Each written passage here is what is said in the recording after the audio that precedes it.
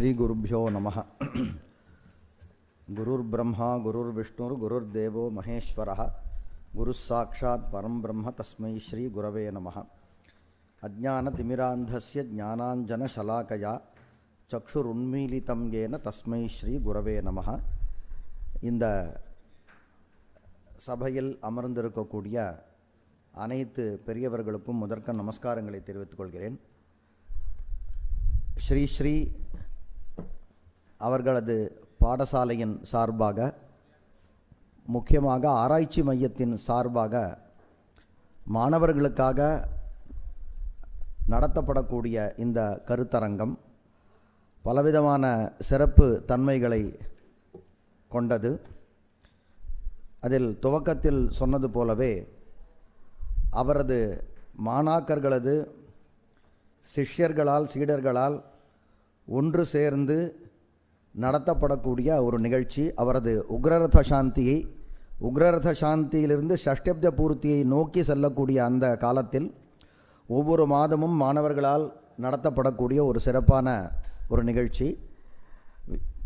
ஞான யஜ்ஞம் என்று சிஷ்யர்கள் வியாக்கரணத்தில் ஒரு சூத்திரத்தில் சங்கியா வம்சியேன என்று ஒரு சூத்திரம், சங்கியா எண்ணிக்கையை சொல்லக்கூடிய வார்த்தையானது வம்சத்தை சார்ந்த சொற்களோடு கூட சமாசத்தை அடையும் என்று சங்கியா வம்சியேன என்று ஒரு சூத்திரம். அதில் வம்சம் என்பது இரண்டு வகையான வம்சம் என்று வருகிறது. ஜன்மனா வித்யாச்ச என்று வருகிறது. எனவே வம்சம் என்பது பிறப்பினால் ஏற்படக்கூடிய ஒரு வம்சம், கல்வியினால் ஏற்படக்கூடிய ஒரு வம்சம் என்று இரண்டு வம்சம் என்று குறிப்பிடுகிறார். அந்த வகையில் திரிமுனி வியாக்கரணம், த்ரீ என்பது சங்கியாவாச்சகம். முனி என்று சொல்லும்பொழுது அந்த மூன்று முனிவர்களும் வித்யா வம்சத்தை சார்ந்தவர்கள். பாணினியினுடைய சிஷ்யர் காத்தியாயனர், காத்தியாயனுடைய சிஷ்யர் பதஞ்சலி மகர்ஷி. சிஷ்யர் என்றால் நேரடி சிஷ்யர் இல்லை, அந்த வித்யையின் வாயிலாக அவர்கள் சிஷ்ய பரம்பரையை சார்ந்தவர்கள் என்ற காரணத்தினால் அந்த சப்தம் திரிமுனி என்று ஒரு சமாசமானது ஏற்படுகிறது. எனவே வம்சமானது இரண்டு வகை என்று சாஸ்திரங்களில் ஒத்துக்கொள்ளப்பட்ட ஒரு விஷயம்.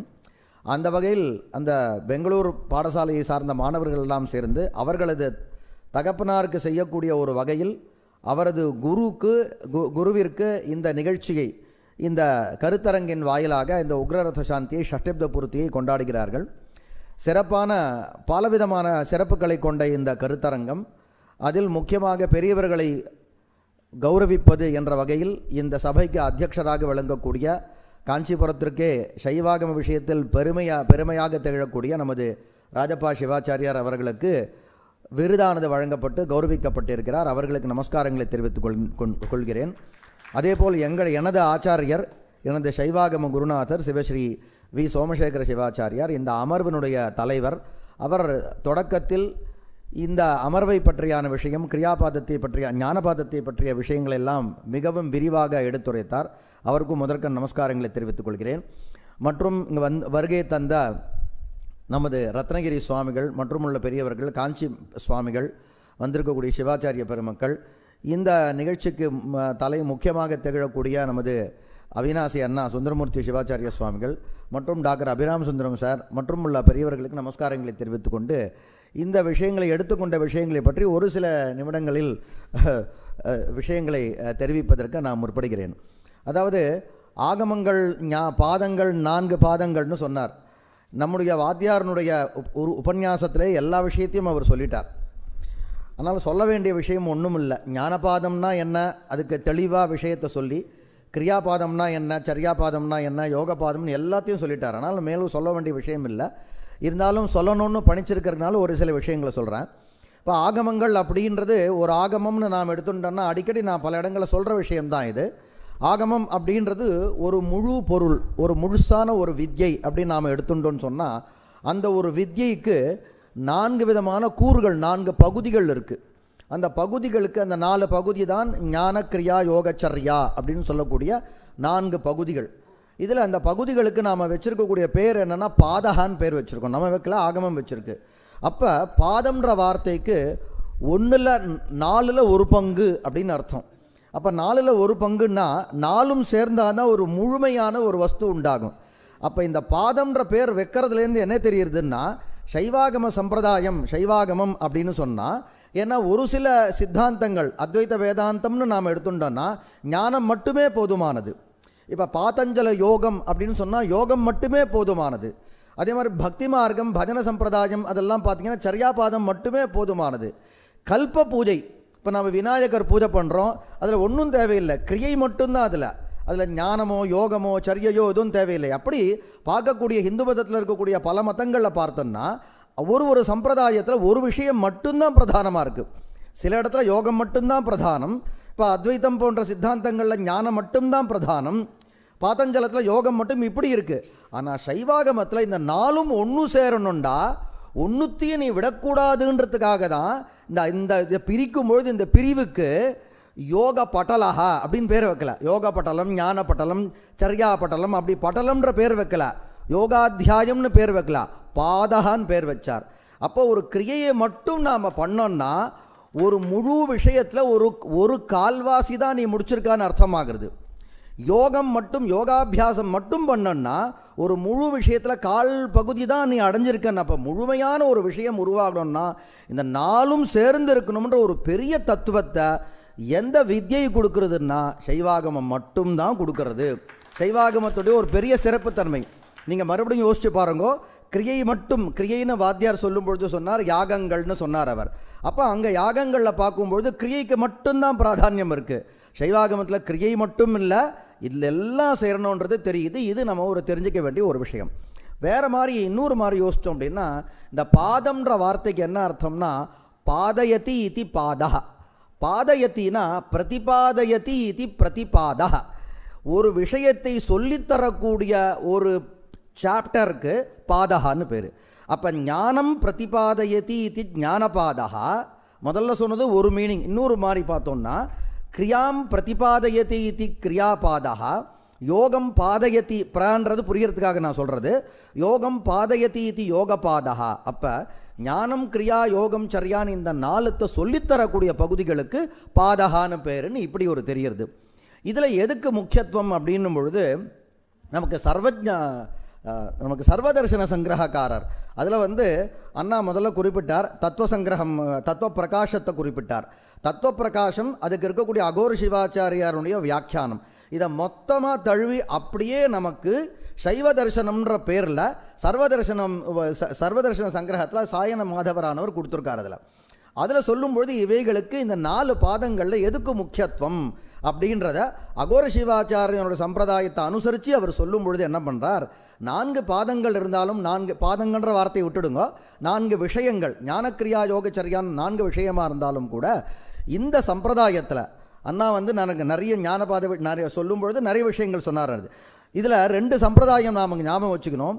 கிரியையினால் மட்டுமே லட்சியத்தை அடையிறது அப்படின்னு ஒரு மார்க்கம், யோகத்தினால் மட்டுமே லட்சியத்தை அடையிறது, சரியையினால் மட்டுமே லட்சியத்தை அடையிறது, அதே போல் நமக்கு ஞானத்தினால் மட்டுமே லட்சியத்தை அடைகிறதுன்னு இப்படி 4 விதமான சம்பிரதாயம் இருந்தாலும் கூட அகோர சிவாச்சாரியாருடைய மதம் என்னன்னா கிரியை தான் பிரதானம்னு சொல்லிட்டார்.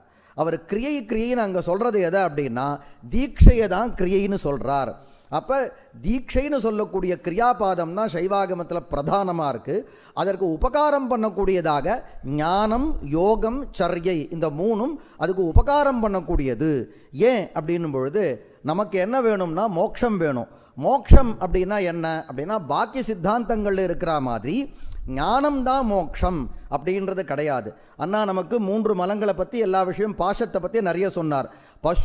பசுபதி அப்படின்றது முப்பொருளுக்கு இருக்கக்கூடிய வைதிகமான பிரமாணம் என்னென்னா பசுபத ஏ நமஹான்ற இந்த வார்த்தையே முப்பொருளுக்கான பிரமாணம்னு நமக்கு சொன்னார். பசுபத ஏன்ற வார்த்தையை விரித்து பார்த்தோம்னா பதி இருக்கணும், பசு இருக்கணும், பாசமும் இருந்தால் தான் பசுபத்தின்ற வார்த்தையே சித்திக்கும்ன்றதை நமக்கு சொன்னார். அப்படி இந்த பசு பாசம்னும் பொழுது அந்த பாசங்கள் நீங்கணும் அப்படின்னா பாசத்தில் 3 பாசம் சொன்னார். அதில் ஒரு பாசம், முக்கியமான பாசம் ஆணவ பாசம். ஆணவ பாசம் தான் சகஜமலம். சகஜமலம்னா ஆத்மா, உயிர் அப்படின்றது என்னைக்கு இருக்கோ அதோட சேர்ந்தே இருக்கக்கூடிய ஒரு மலம், ஒரு தேவையில்லாத வஸ்துன்னு கேட்டால் அது ஆணவ மலம் தான். அப்போ சுவாமி என்ன பண்ணுறார், அந்த ஆணவ மலத்தை நீக்கணுன்றதுக்காக தான் அவர் நமக்கு என்ன பண்ணுறார், மாயான்ற ஒரு எக்ஸ்ட்ரா ஒரு பாஷத்தை நமக்கு கொடுக்குறார். அதுக்கு நாம் அடிக்கடி நாம் உதாரணம் கொடுக்கறது, பழங்காலத்தில் வஸ்திரத்தில் அழுக்காக எடுத்துன்னா அந்த வஸ்திரத்தில் இருக்கக்கூடிய ஒரு அழுக்கை நீக்கிறதுக்காக வேறு ஒரு உவர் மண்ணுன்னு ஒரு மண்ணை போடுவாளாம். அந்த மண் போட்டோன்னா வஸ்திரம் இன்னும் கொஞ்சம் அழுக்கமாகிடும்.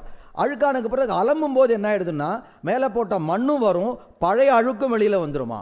அதே போல் சகஜமலம்னு சொல்லக்கூடிய உயிரோடு சேர்ந்து இருக்கக்கூடிய அந்த ஆணவ மலம் வெளியில் வரணுன்றதுக்காக, ஆணவ மலம்னு தான் நாம் சொல்லுவோம், கூட கர்மமலமும் சேர்ந்து இருக்குது, அதுவும் சகஜமலம் தான்.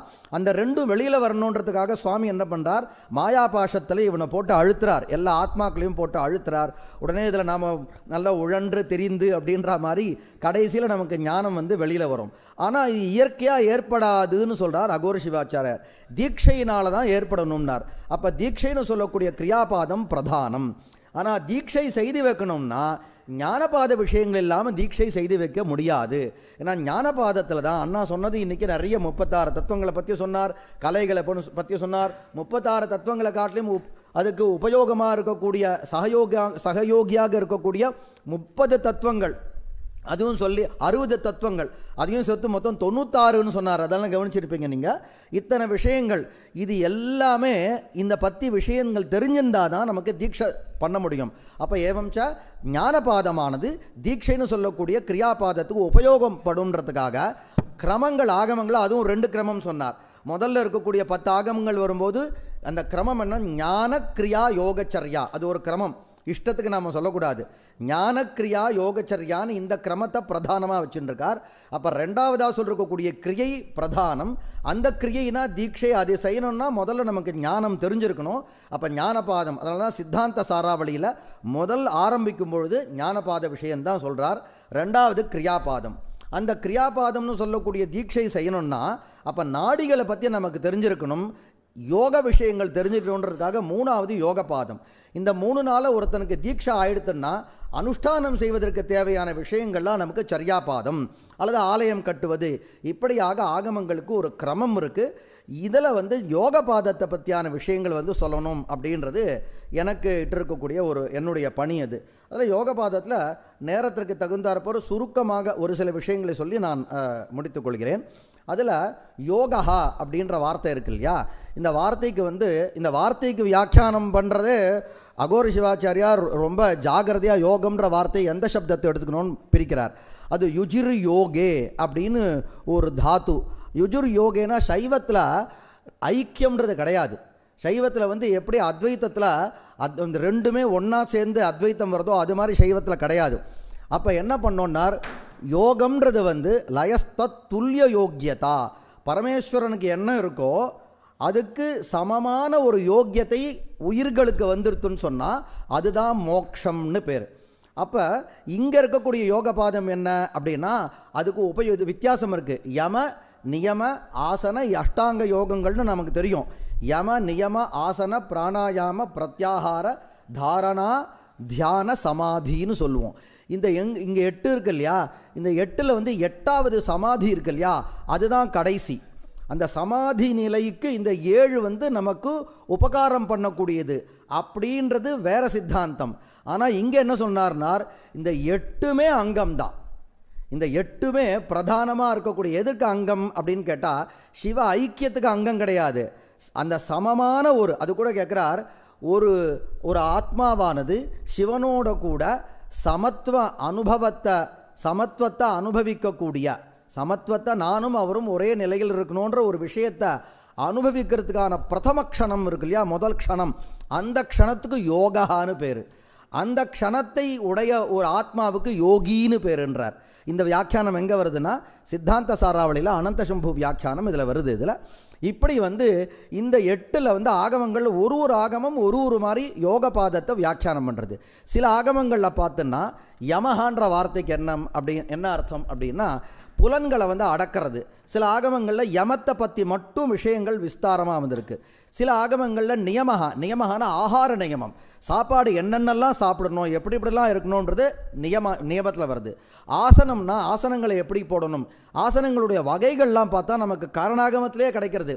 காரணாகமத்தில் நித்தியார்ச்சன விதி படலத்தில் பார்த்தா ஆலயத்தில் நித்திய பூஜை பண்ண ஆரம்பிக்க போய் அங்கே ஆசனங்களை பற்றியான விஷயங்கள் யாரும் எதிர்பார்க்க மாட்டா. ஆசனங்கள் இருந்து யோக பாதத்தில் இருக்கும் போதுன்னு எல்லாம் தேடி பார்ப்பா. ஆனால் அது எங்கே இருக்குன்னா கிரியாபாதத்தில் நித்திய பூஜா விதி படலத்தில் ஆசனங்கள் பற்றியான விஷயங்கள் வருது. இப்படி ஆகமங்களை மிங்கிலாகி வரும். அப்படி சில ஆகமங்களில் யம நியம ஆசனங்கள் மட்டும் வருது. சில ஆகமங்களில் பிராணாயாமம். இப்போ நாம் பார்க்கக்கூடிய இந்த சித்தாந்த சாராவளியில் 8 ஸ்லோகங்கள் இருக்குது. 8 ஸ்லோகமும் நீங்கள் பார்த்தீங்கன்னா பிராணாயாமத்தை பற்றியான விஷயங்கள் மட்டும்தான் இங்கே வருது. பிராணாயாமம் பண்ணாலேயே பரமேஸ்வர சாட்சா்காரம் ஆகலாம் அப்படின்ற விஷயத்தை நமக்கு 8 ஸ்லோகம் வருது. அப்போ யம நியம ஆசன பிராணாயாமம். பிரத்யாகாரா அப்படின்னா இந்திரியங்கள்லாம் வெளியில் இருக்கு இல்லையா, வெளியில் ஈடுபடுறது இல்லையா, வெளியில் ஈடுபடக்கூடிய இந்திரியங்களை அடக்கி உள்ளுக்குள்ளே கொண்டு வர்றது, அந்த விஷயங்களை சொல்லக்கூடியது வந்து பிரத்யாகாரா. அடுத்தது தாரணா அப்படின்னும் பொழுது நமக்கு இந்த பஞ்சபூதங்கள் தாரணை சோதித்தே தேகே சிவ சாட்சாத் பிரதிருஷ்யத்தேன்னு நமக்கு பூத சுத்தியில் வருது. தாரணம் அப்படின்னும் பொழுது இந்த ஆகமத்தில் என்ன வருது அப்படின்னா பஞ்சபூதங்கள், இந்த பஞ்சபூதங்களுடைய 12 விதமான விஷயங்களை வந்து தெரிஞ்சு நமக்கு தெரியும். நம்ம பூத்த சுத்தியில் பண்ணுற விஷயங்கள் தான் பாதாதி ஜானு பர்யந்தம் பீதாபம் சதுரஸ்ரகம் இதெல்லாம் தியானம் பண்ணி பிராணாயாமம் பண்ணி அதனுடைய குணங்களெல்லாம் வெளியே நீக்கிட்டு வேறோட குணங்களை கொண்டு வந்து சேர்க்கறது. இதுக்கெல்லாம் என்ன பேர்? தாரணான்னு பேர். தாரணா தியானம்னா பரமேஸ்வரனை தியானம் பண்ணுறது. அடுத்தது சமாதியின் போது சமாதின்றது ஒரே மாதிரியான தைலதாராவத்து சுவாமியை வந்து தியானம் அப்படின்னு சாதாரணமாக நினைக்கிறது. நடுவில் பல அந்தராயங்கள், பலவிதமான நடுவில் வேறு சில ஞாபகங்கள்லாம் வரும் தியானத்தில். சமாதின்னும் போது அந்த எதவிதமான அந்தராயங்களும் இல்லாமல் தைலதாரை மாதிரி நீண்டு இருந்தால் அதுக்கு சமாதின்னு பேர். இப்படி விளக்கிறார். இதில் 8 ஸ்லோகங்கள் சாராவளியில். அதில் முதல்ல என்ன பண்ணுறார் அப்படின்னா நமக்கு இருக்கக்கூடிய நாடிகளை பற்றி முதல் ஸ்லோகத்தில் வியாக்கியானம் பண்ணுறார். ஏன் அப்படின்னா யோகாபியாசம் பண்ணணும்னா நாடிகளை பற்றி நீ முதல்ல தெரிஞ்சுக்கணும் அப்படின்றதுக்காக கந்தோ நாபியத உச்சிதஸ்து நிலையா நாட்யங்குரானாம் ச தன்மத்தியே த்விசஹஸ்ர சப்ததி அதஸ்சோர்த்வம் ஷரீரே ஸ்திதாக பிங்கா கந்த வினிர்கதா பிருதக் இடா தக்ஷேச்ச வாமே பிலாத் நாசாரந்திர யுகாஸ்ரிதே பகிரதஸ்தே துவாதசாந்தாத் ஸ்திதே. நமக்கு பூத்த சுத்தியில் தெரிஞ்சிருக்கக்கூடிய அதே விஷயங்கள் தான் வேறு பிரகாரத்தில் சொல்கிறார். சரீரத்தில் கந்தகான்னு ஒரு இடம். கந்தகா அப்படின்னும் பொழுது இந்த இடத்துல வந்து வாழை மரம் இல்லையா, வாழை மரத்துக்கு கீழே இருக்கக்கூடிய வாழையினுடைய கிழங்கு இருக்கு இல்லையா, அந்த வாழை மரத்தினுடைய கிழங்கு, அந்த கிழங்குக்கு கந்தகான்னு பேர்.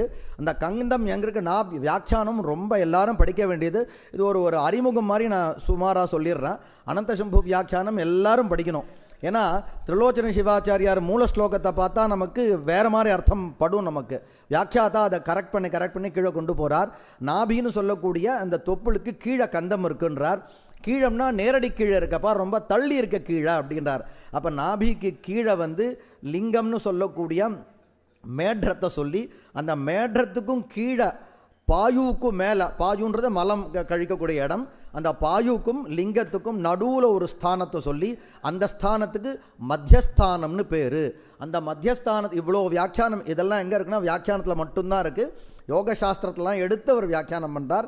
கந்தஹா நாபியதா உச்சிதஸ்து, அந்த கந்தத்திலிருந்து நாபி கமலம்னு சொல்லக்கூடிய தாமரை வருகிறது. நிலையஹா நாட்யங்குரானாம், அந்த கந்தம்னு சொல்லக்கூடிய ஸ்தானம் இருக்கு இல்லையா, நாம் சாதாரணமாக கிழங்குன்னு நினச்சிட்டு இருப்போம், நாபி கந்தம்னு சொல்லுவோம். நாபியே கந்தம் இல்லை, நாபிக்கு கீழே கந்தம் இருக்குது. அந்த கந்தம் எங்கன்னா அதனுடைய ஸ்தானத்துலேருந்து 9 அங்குலம் ஒசரமாக இருக்கான். அந்த 9 அங்குலத்தில் நாபி நடுவில் இருக்கான். கந்தம்னு ஒரு ஸ்தானம், அது நம்முடைய மலம் குழியிலேருந்து மேலே ஒரு 2 அங்குலம் ஸ்தானம் சொல்கிறார். அதுக்கு மேலே அந்த கந்தம் இருக்குது. கந்தத்திலேருந்து 2 அங்குலம் மேலே வந்து லிங்கம் இருக்குது. அந்த கந்தத்திலேருந்து ஆரம்பித்து மேலே 9 அங்குலம், அதில் மத்தியஸ்தானத்தில் எது இருக்குது? நாபி இருக்குன்றார். அங்கே கந்தத்திலிருந்து தான் நாட்யங்குரானாம், பலவிதமான நாடிகளுக்கு உற்பத்தி ஸ்தானமாக. எத்தனை நாடினார்? 72,000 நாடிகள் இருக்குனார். த்விசஹஸ்ர சப்ததிஹி அதஸ்சோர்த்வம் ஷரீரே ஸ்திதா தன் அத்வா. இந்த அத்வான்னு போது வழி, அங்கே தான் சுஷும்னா நாடியை பற்றி அதாவது குண்டலினி சக்தியை பற்றி வியாக்கியானத்தில் சொல்கிறார். எங்கள் வாத்தியார் சபாரத்ன சிவாச்சாரியர் அடிக்கடி சொல்கிற ஒரு ஸ்லோகம், மூலாலவால குஹராத்து உதிதா. நீங்கள் இந்த அவரை போட்டு காமிப்பார். ராமகிருஷ்ணா மடத்தினுடைய சின்னம் பார்த்தோம்னா ஒரு ஒரு ஒரு ஒரு பாம்பு இருக்கும். அந்த பாம்பு தலை இப்படி விரிச்சுன்னு இருக்கும். அதனுடைய வால் வந்து அதனுடைய கழுத்தை சுற்றி இருக்கும். நடுவில் வந்து ஒரு அமிர்த ஜலம் போட்டிருப்பா, ஒரு சூரியன் இருக்கும், ஒரு ஹம்சம் இருக்கும். ஏன்னா குண்டலினி சக்தியை குறிக்கிறதுக்காக தான் அது இருக்குன்னு. மூல ஆலவால குஹராத், ஆலவாலம்னா பாத்தி. அதுக்காக என்ன பண்ணார், அந்த ராமகிருஷ்ண மடத்தில் பார்த்தா ஜலம் போட்டிருப்பா. மூலாலவால குஹராத் உதிதா பவானி குண்டலினி சக்தி உத்பித்ய ஷட் சரசிஜானின்னு அந்த ஸ்லோகத்தை பிரமாணமாக எடுக்கிறார். அந்த குண்டலினி சக்தி என்ன பண்ணுறது, இந்த நாபிக்கு கீழே இருக்கக்கூடிய ஓட்டையை அடைச்சுண்டு இருக்குது. அதை வந்து நாம் பிராணாயாமத்தின் மூலமாக நீக்கணும்னு வியாக்கியாத்தா சொல்கிறார். இப்படி அதனுடைய கந்தத்தினுடைய 2 பக்கம் 2 நாடி. இடது பக்கம் இருக்கிறது வந்து இடா நாடி, வலது பக்கம் இருக்கிறது பிங்களா நாடி.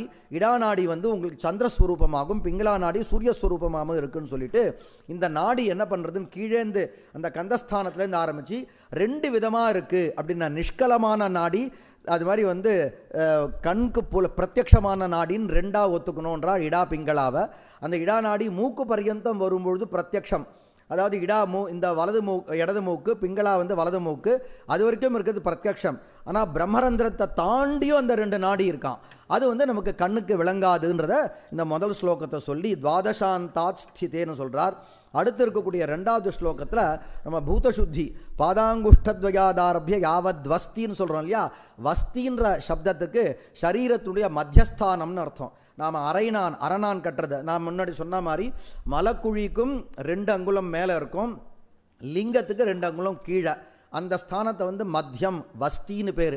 அப்போ 2 கால்களினுடைய 2 அங்குஷ்டத்திலேருந்து அந்த சுஷும்னா நாடி 2 விதமாக பிரிஞ்சு மத்தியஸ்தானம் வரைக்கும் 2ஆக பிரிஞ்சு வருது.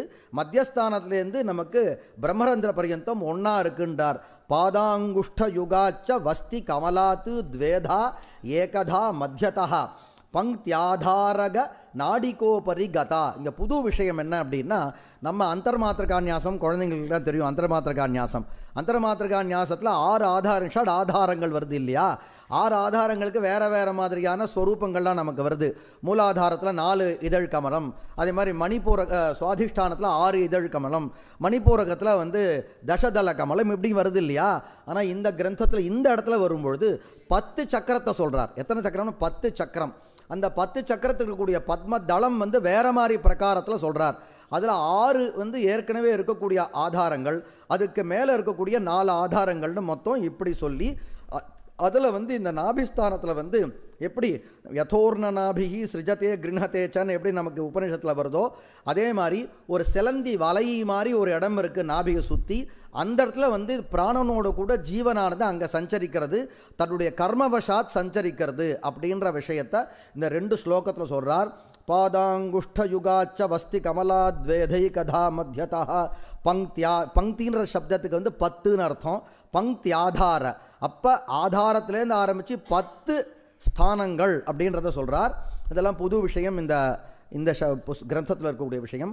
பங்க்தி ஆதாரக நாடிகோபரி கதா சியாத் துவாதசாந்தாவதி, துவாதசாந்தஸ்தான பர்யந்தம் 10 ஸ்தானங்கள். வஸ்திர் வேத, ஒன்றுக்கு எத்தனை தளம்ன்ற கணக்கு. வஸ்தின்றது வேத சிரா தளாம்புஜ யுதா சதுஷ்பத்ர நமக்கு வருது பாருங்க. நமக்கு வசஷசதள யுக்தே வருதா இல்லையா. அதே மாதிரி சதுர்தள பத்மத்தில் அந்த மூலாதாரம் இருக்குன்னு ஒன்று வித்தியாசம் இருக்குது. பத்ம ஷட் பத்ரகோ நாபி பங்கிதலா ஹிருத் அஷ்டதளயுக் கண்டா கலாபத்ரகா தாளுர் விம்சதி வேதபத்ர கமலோ புரூர் வேதபத்ரா ஸ்வரோ ரந்திராப்ஜம் கபரம் நவச்சத கஜம் சோர்த்வே சஹஸ்ரச்சதம். இப்படி சொல்லிட்டு கடைசியில் என்ன சொல்கிறார், இந்த மொத்த சரீரமே பரசிவனுக்கு ஆசனமாக பத்மமாக விளங்குறதுன்றத இந்த 2-3 ஸ்லோகத்தில் சொல்லி, யுக்தம் சக்தி சுகேசரைஹி சமனயா, அந்த சக்தி நவசக்திகள் வந்து கேசரங்களாக இருக்கிறது. சமனான்னு சொல்லக்கூடிய ஒரு சக்தி வந்து கர்ணிகா ஸ்வரூபமாக இருக்குது.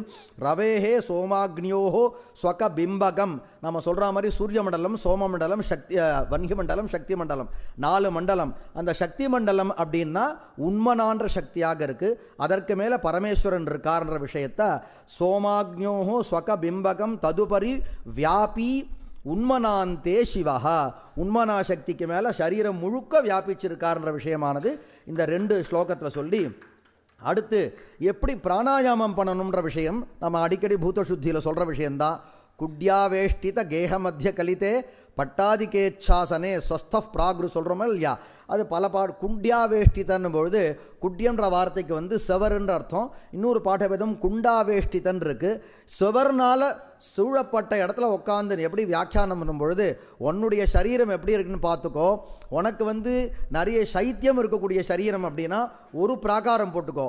ரொம்ப குளிர் தாங்காதுன்னா 2 பிராகாரம், அது கூட தாங்காதுன்னா 3 பிராகாரம்னா அத்தனை பிராகாரத்தினால கூடிய வீட்டினுடைய நடுவில் உட்காந்துட்டு பண்ணு. இல்லை எனக்கு குளிர் தாங்கும்னா வனத்தில் உட்காந்து பண்ணுன்ற விஷயத்தும் குட்ய ஆவேஷ்டித கேக மத்திய கலித்தே பட்டாதிகேச்சாசனேன்ற இடத்துல ஆசனத்தை 2ஆக பிரிக்கிறார். இதெல்லாம் வியாக்கியானத்தில் ஒரு விஷயம். ஒன்று வந்து நாம் மேலே விரிப்பு, அந்த பகவத்கீதையில் சொன்ன மாதிரி என்ன ஆசனம், காஷாய வஸ்திரம் போட்டுக்கலாமா இல்லை மிருக அஜினம் போட்டுக்கலாமா, இதெல்லாம் ஒன்று. ரெண்டாவது வந்து நாம் ஆசனத்தை பத்தாசனம்னு சொல்லிட்டு ஸ்வஸ்திகாசனம் போட்டுக்கலாமா, குருமாசனம், இந்த மாதிரி ஆசனங்கள் இந்த உனக்கு எது இஷ்டமோ அதை நீ போட்டுக்கோ. பட்டாதிக்க இச்சாசனே, உனக்கு சௌகரியமான ஆசனத்தில் ஸ்வஸ்தா உடம்பு நன்னா இருக்கணும்னு தான் பிராணாயாமம் பண்ணணுன்னார். இன்றைக்கி கூட நாம் ஸ்ரீ இது மாதிரி இடங்களில் பார்க்கும்பொழுது என்ன சொல்லுவா அப்படின்னா, சளியெல்லாம் இருந்தால் பண்ணாதீங்கோ அப்படின்வா. ஸ்வஸ்தா பிராக் ருஜு பூர்வகாய நேராக நிமிந்து உட்காந்துட்டு லக்னே திஜோ ரேச்சகே, முதல்ல ரேச்சனம் பண்ணணும். சுத்தியை நாடிஷு மந்த மந்த முதரம் சம்பூரையே துவாமதா, இடத்துல இருக்கக்கூடிய இடாநாடியின் வாயிலாக கொஞ்சம் கொஞ்சமாக நிரப்பணும்.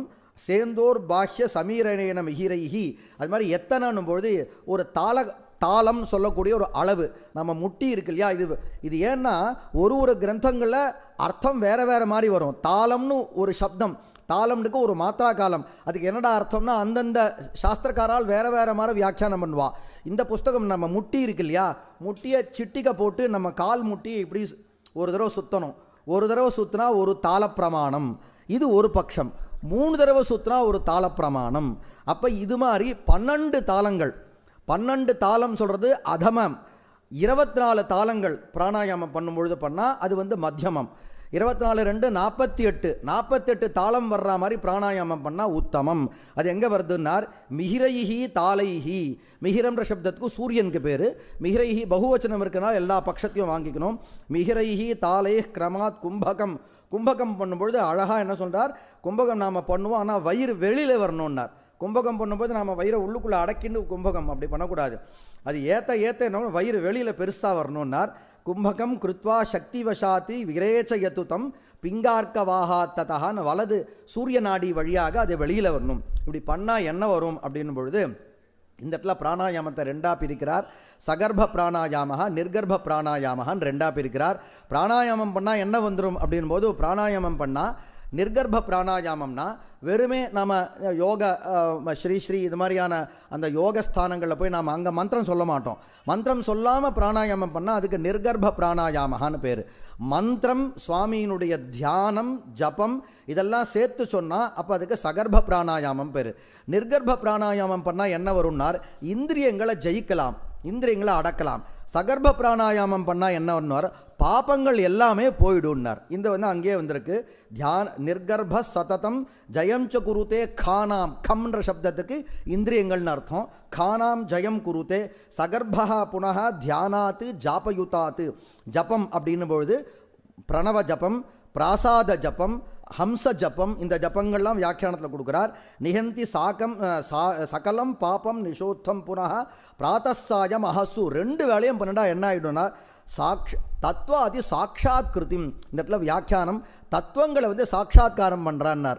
வியாக்கியானம் ரொம்ப அருமையாக பண்ணியிருக்கார். தத்துவ சாட்சாத்காரம்னா என்ன, பிராணாயாமம் பண்ணியே கிட்டத்தட்ட தீட்சையினால் வரக்கூடிய அந்த சிவ ஐக்கியம் இருக்கு பாருங்க, அந்த ஸ்தானத்தை கிட்டத்தட்ட நாம் ரீச் பண்ணிடலான்றார். தத்துவ சாட்சாத்காரம்னா என்னன்னார், பிராணாயாமம் பண்ணால் பிருத்திவி இருக்கு இல்லையா, பிருத்திவியினுடைய வாசனதை வந்து நீங்கள் முகர்ந்தால் தான் தெரியும். பிருத்திவியினுடைய அந்த காഠின்யம் வந்து தொட்டு பார்த்தா தான் தெரியும். தொட்டு பார்க்காமலேயே பிருத்திவியினுடைய கந்தாதி குணங்களையும் காഠின்யாதி ஸ்வபாவங்களையும் உள்ளுக்குள்ளேயே தெரிஞ்சுக்கலாமாம். அதே மாதிரி ஜலத்தினுடைய ஸ்வபாவம், அக்னியினுடைய எல்லா பஞ்சபூதங்கள் இவனுக்கு உள்ளுக்குள்ளே வந்துடுத்துன்னா ஜலஸ்தம்பம் பண்ணுற மாதிரி தண்ணியில் நடப்பானா, அக்னிக்குள்ளுக்குள்ளே பிரவேசம் பண்ணுவானா, வாயுவில் பறப்பானா, அதே மாதிரி ஆகாசத்தில் சஞ்சாரம், இதெல்லாம் வியாக்கியானம். அப்போ பிராணாயாமத்தினாலேயே இந்த சித்திகள்லாம் சொல்கிறோம் இல்லையா, அனிமாதி சித்திகள், அனிமாதி சித்திகளை வந்து பிராணாயாமத்தினாலேயே அடையலாம்ன்ற விஷயமானது அற்புதமான விஷயம் இந்த ஸ்லோகத்தை சொல்லி, அடுத்தது இது வந்து பிராணாயாமம் வெளியில் வந்துருது இல்லையா, ஹிருதயத்துக்குள்ளேயே சுவாமியை தியானம் பண்ணலான்ற விஷயம் நீங்கள் எல்லாரும் பூத சுத்தியில் சொல்கிற விஷயந்தான். ஹிருத் வியோமாம்புஜ கர்ணி, இந்த இடத்துல வந்து 2 விஷயத்தை சொல்கிறார். ஹிருதயம் இருக்குது, ஹிருதயாகாசம். இந்த ஹிருதயாகாசம்ன்றது உபநிஷத்தில் வந்திருக்கக்கூடிய தஹராகாசம். உபநிஷத்தில் தஹராகாசம்னு வரும், இங்கே ஹிருதயாகாசம்னு வருது. அந்த ஹிருதயம்னு சொல்லக்கூடிய ஆகாசம், அங்கே ஒரு பத்மம், அந்த பத்மனுக்கு வந்து எதழ் இருக்குது, அதே மாதிரி கிஞ்சல்கம் இருக்குது, கர்ணிகை இருக்குது. முன்ன சொன்ன மாதிரியே சூரிய மண்டலம், சோம மண்டலம், அக்னி மண்டலம், நடுவில் சக்தி மண்டலம். அதுக்கு உள்ளுக்குள்ளே இருக்க சுவாமியை நீ தியானம் பண்ணிகிட்டே இருந்தால் இங்கேயும் தியானம் பண்ணலாம். அந்த ஒரு 2 ஸ்லோகம் முன்னாடி சொன்ன துவாதசாந்த பர்யந்தம் அங்கேயும் பரமேஸ்வரர் 2 சமயத்தில் நீ சாட்சாத்காரம் பண்ணிடலாம்ன்ற விஷயம் இந்த ஸ்லோகத்தில். ஹிருத் வியோமாம்புஜ, உங்களுக்கு அர்த்தம் புரியும். ஹிருத் வியோமாம்புஜ கர்ணிக அர்க்க சசபிருத், அர்க்கம்னா சூரியன், சசபிருத்னா சந்திரன். சசபிருத் பிம்பாக்னி அக்னிமண்டலம், சக்தியூர்த்வகம் சக்தி மண்டலம், பிராணாயாமயுத்தம் பிராணாயாமம் பண்ணிட்டே மிருளான விலசத் சூத்திர பிரதீகாசகம். சுவாமி இங்கே சொல்லும் பொழுது நாம் ஜோதி ஸ்வரூபம் நாம் விளக்க மாதிரி தான் நினச்சிட்டு இருக்கோம். விளக்குன்றது அதுதான் சுவாமியுடைய ஸ்வரூபம் நினச்சிட்டு இருக்கோம். ஆகமம் அப்படி சொல்ல. ஜோதின்னு சொன்னால் சில இடங்களில் வந்து தாமரை தண்டு இருக்கு இல்லையா, அதை பிரித்தா அங்கே நடுவில் இருக்க பிச தந்து, பிசம்ன்ற சப்தத்துக்கு சம்ஸ்கிருதத்தில் இடத்துக்கு தகுந்த மாதிரி 2 அர்த்தம் வரும். மிருணாலம் பிசம்ன்றது. சில இடங்களில் பிசம்னு சொன்னால் தாமரையை குறிக்கும், சில இடங்களில் பிசம்னு சொன்னால் தாமரை தண்டுனுடைய நூலை குறிக்கும். அந்த இடம் என்னன்றதை பார்க்கணும் நாம். அப்போ அது மாதிரி சுவாமி ஜோதி ஸ்வரூபமாக இருக்கார்ன்றார். எப்பொழுதுமே ஜோதி ஸ்வரூபமாக நம்ம விளக்கு மாதிரியே தியானம் பண்ணுறது அவசியம் இல்லை. அது இந்த வியாக்கியானத்தில் சொல்கிறார். ஜோதிஷ் தத்கத மானசோபி பரதா ஸ்வத்வாதசாந்தஸ்திதம். இதை தியானம் பண்ணிட்டு துவாதசாந்தத்தில் பண்ணோம்னா ஸ்வச்சாம்ப சதிருஷம். எப்படி இருக்கார் சுவாமி?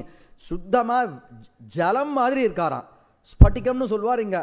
ஸ்வச்ச அம்ப சதிருஷ பிரபம் பரசிவம் யோகி, யோகியானவர். சிதா பஷ்யதி, அவரை பார்க்கறதுக்கு இந்த கண்ணால் முடியாது, உன்னுடைய ஞானத்தினால தான் அவர் அந்த துவாதசாந்தத்தில் கூடிய பரமேஸ்வரனை பார்க்கலாம்ன்ற விஷயம் இந்த யோக பாதத்தில் இங்கே சொல்லி, ஹிருத் பத்மே, அது 3 நமக்கு எல்லாம் இதெல்லாம் வந்திருக்க விஷயந்தான். நமக்கு பிராத்தः காலத்தில் நம்ம சுவாமியை வந்து ஹிருதயத்தில் தியானம் பண்ணுவோம். மிருணால தந்துவத் தன்வி ரக்தா சுக்லா சீதேதரா துர்யாது அரூபா. இந்த எல்லா விஷயத்தையும் அகோர சிவாச்சாரியர் சுருக்கி கொடுத்துட்றார் நமக்கு. பிராத்தஸ்மராமி ஹிருதயாப்ஜக மத்திய சம்ஸ்தம் சந்திரார்கமார் அப்படின்னு நம்ம வந்து சிவபூஜாஸ்தவம் எல்லாம் ஒரே மாதிரி விஷயந்தான். அந்த பிராத்தः காலத்தில் சூரியோதயம் எப்படி இருக்கோ அது மாதிரியான ஸ்வபாவம், அது மாதிரியான கலரில் சுவாமி இருக்கிறதாகவும், மத்தியநாட்யாம் விசித்தியம் மத்தியானே ப்ரூசரோஜே பரம சிவஜச்சித் ரூபம் இந்து பிரகாசம். மத்தியானம் வெயில் கொதிக்கிறது, அந்த நேரத்தில் சுவாமியை நீ சந்திரன் மாதிரி பிரகாசமாக தியானம் பண்ணணும் அப்படின்னார். மத்தியந்தினே சதசஹஸ்ர நிஷாகராபம்ன்றார். அப்படி தியானம் பண்ண சொல்கிறார். அப்படி சாயான்ஹே தூர்த்வபத்மே அமிர்த ஜலநிதி தியோதனம் சோத்த நாதம். சாயங்காலத்தை ஜப்பம் பண்ணும் பொழுது மூலாதார நாதத்தோடு சேர்த்து, இது சின்ன சின்ன நான் அப்படியே ஸ்கிப் பண்ணிட்டு போகிறேன் நான். ராத்திரே ரார்த்தே அப்பிரமேயம், ராத்திரியில் அர்த்தராத்திரி சந்தியாவந்தனம், அந்த நேரத்தில் அப்பிரமேயம், அவரை வந்து நம்ம எதனாலையும் அளக்கவே முடியாது. அவிகலம், அவருக்கு நிஷ்கலமாக இருக்கார். அச்சலம் துவாதசாந்தே மகஸ்தத்துன்னு இப்படி அவரை தியானம் பண்ண, அவரை தியானம் பண்ணும்பொழுது நமக்கு எல்லா விதமான இந்திரியங்களும் போயிடுதுன்னார். கடைசி ஸ்லோகம் என்ன பண்ணார்? 5 அவஸ்தைகளை சொல்கிறார். நமக்கு தெரியும், ஜாகிரத அவஸ்தா, ஜாகிரத், ஸ்வப்ன, சுஷுப்தி, துரியம், துர்யாதீதம்னு 5 சொல்கிறோம். இந்த நிலைகளில் வந்து அண்ணா முதல்ல சொல்கிறக்கூடிய அந்த கரணங்களெல்லாம் எடுத்து எல்லா கரணங்கள்னாலேயும் அந்த விஷயத்தை, வெளியில் இருக்கக்கூடிய விஷய ஞானம் நமக்கு வர்றதுன்னா அது ஜாகிரத அவஸ்தா. ஸ்வப்னம் அப்படின்னும் பொழுது வெளியில் இருக்கக்கூடிய பதார்த்த விஷயமான ஞானம் வராது. ஏன்னா ஸ்வப்னம் நம்ம தூங்கிட்டு இருக்கோம், ஸ்வப்னத்தில் சிலதில் வரதே தவிர ஆனால் நாக்கிலேருந்து வெளியில் இருக்கக்கூடிய ரசத்தை சுவைக்க முடியாது. அப்படி ஒரு குறிப்பிட்ட இந்திரியங்கள்னால மட்டும் நாம் ஞானத்தை வந்ததுன்னா அது வந்து நமக்கு ஸ்வப்னாவஸ்தா. சுஷுப்தினா ஸ்வப்னத்தில் இருக்கக்கூடிய விஷயங்களும் போயிடும், அது சுஷுப்தி. இப்படின்னு துரியம் துர்யாதீதம் சொல்லிட்டு இந்த 5 நிலைகளையும் தாண்டி இருக்கக்கூடிய நிலை தான் பரசிவத்தோடு நாம் சேர்ந்து இருக்கக்கூடிய சாமியமான நிலைன்னு சொல்லிட்டு அதை சொல்லி இந்த யோக பாதத்தை முடிக்கிறார். பாஹ்ய அந்தఃகரணைஹி அனோஹோ ஸ்வ விஷயஜானம். பாஹ்ய கரணங்கள், அந்தःகரணங்கள், இந்த எல்லாத்தையும் சொல்லிட்டு இதை செலுத்தி வெளியில் இருக்கக்கூடிய விஷயஜானம் வர்றது. து ஜாகிரச்ச தத் ஸ்வப்னஹ அந்தःகரணஸ்த விருத்தி விஷயஜானம் சுஷுப்திஹி பரம் தேஹே சேந்திரிய விருத்திஹீனம் அவச்சோக்ராஹ்யா மதிஸ்துரியகம் தேகாக்ஷோபரதோ ஸ்வச்சின்மதிஹி அத அதீதம் சிவத்வோதயா. இது எல்லாத்தையும் தாண்டி இருக்கக்கூடிய நிலை வந்து சிவத்வோதயம்னு சொல்லிட்டு, அந்த சிவத்துவம் உதயமாகறதுக்கு இந்த யோக பாதத்தில் சொல்லிருக்கக்கூடிய இந்த முக்கியமாக பிராணாயாமம் தான் நமக்கு பிரதானம்னு நான் முதல்ல சொன்ன மாதிரி அஷ்டாங்க யோகங்கள் இருந்தாலும் இப்படி வந்து பிரதானமாக பிராணாயாமத்தை வச்சுன்னு பிரதிபாதனம் பண்ணக்கூடிய ஒரு கிரந்தம் வந்து சாராவளி. அந்த சாராவளியில் மேல் இருக்க விஷயங்களாம் நாம் தெரிந்து கொள்ள வேண்டும் என்று நான் விண்ணப்பித்து, இதுக்காரும் இந்த விஷயங்களை எல்லாம் நல்ல விஷயங்களை சிந்திப்பதற்கு ஒரு வாய்ப்பினை அளித்த நமது பெங்களூர் பிரின்சிபால் அண்ணா சுந்தரமூர்த்தி அண்ணா அவர்களுக்கு இந்த உக்ரரத சாந்தி வைபவத் சமயத்தில் மனமார்ந்த நமஸ்காரங்களோடு கூட நன்றியை தெரிவித்துக்கொண்டு, இந்த வாய்ப்பினை அளித்த நமது அபிராம சுந்தரம் சார் அவர்களுக்கும் நமஸ்காரங்களை தெரிவித்துக்கொண்டு விடைபெறுகிறேன். நமஸ்காரம்.